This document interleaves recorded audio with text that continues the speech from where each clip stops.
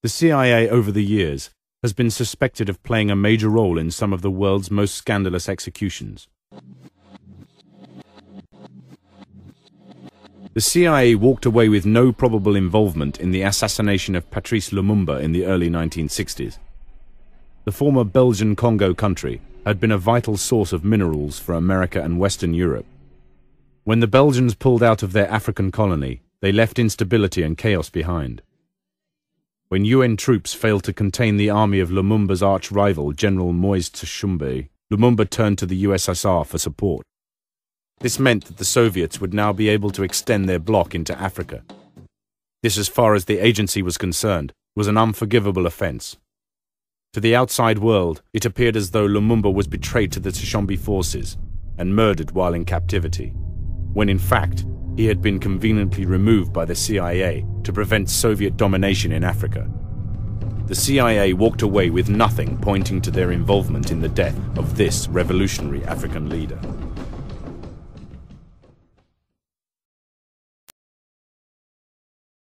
I'm not an American. I'm one of the 22 million black people who are the victims of Americanism. And I see America through the eyes of a victim. I don't see any American dream, I see an American nightmare. On February the 21st, 1965, as Malcolm X stood to address a meeting in the Audubon Ballroom in New York City, he was shot in the chest with bullets from a sawn-off shotgun. No evidence directly linked the death of the revolutionary Afro-American Muslim leader to the CIA, but suspicions still persist. The Nation of Islam, by that time, was thoroughly infiltrated. They could not plan a stroll in Central Park. So at the very least, they were aware of plans to assassinate Brother Malcolm, and did nothing to stop it. At worst, they were the puppeteers. Malcolm's open condemnation of the CIA and US involvement in the Congo made him a target. The day before, he was scheduled to address a summit conference of African prime ministers in Cairo. He collapsed with severe stomach pains after eating a meal at his hotel.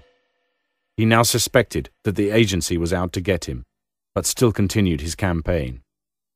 As rumors of the agency's intentions spread, Malcolm was refused entry into France. A few days before he was shot, his home in Queens was firebombed, a warning sign of what was to come. The assassination of Malcolm X was an unfortunate tragedy, and it reveals that there are still numerous people in our nation who have degenerated to the point of expressing dissent through murder, and we haven't learned to disagree without being violently disagreeable. It was assumed that Malcolm's death was the result of sectarian revenge. The view held by many prominent blacks, however, was that Malcolm's killing was a political act with international implications.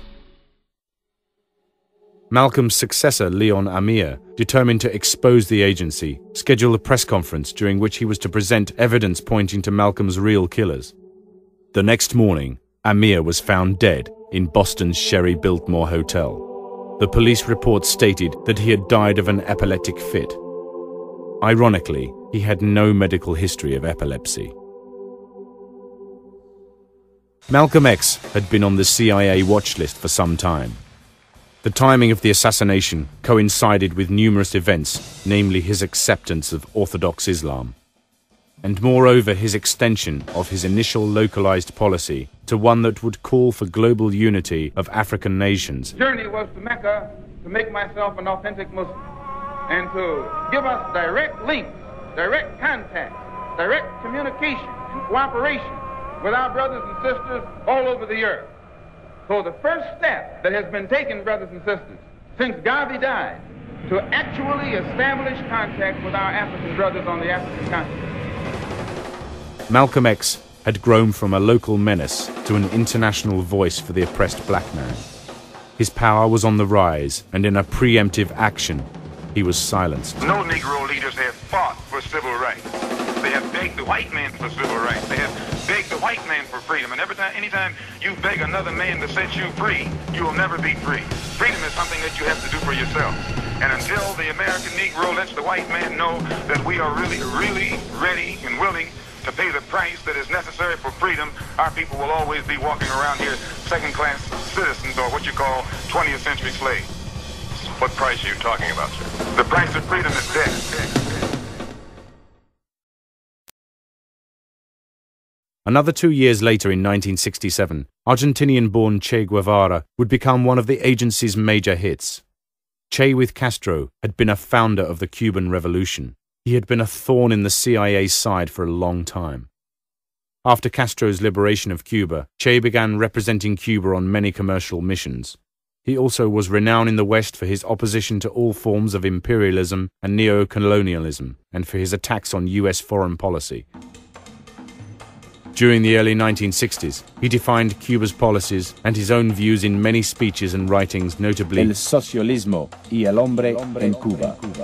Che was later involved in the Congo with other Cuban guerrilla fighters, helping to organize the Patrice Lumumba Battalion.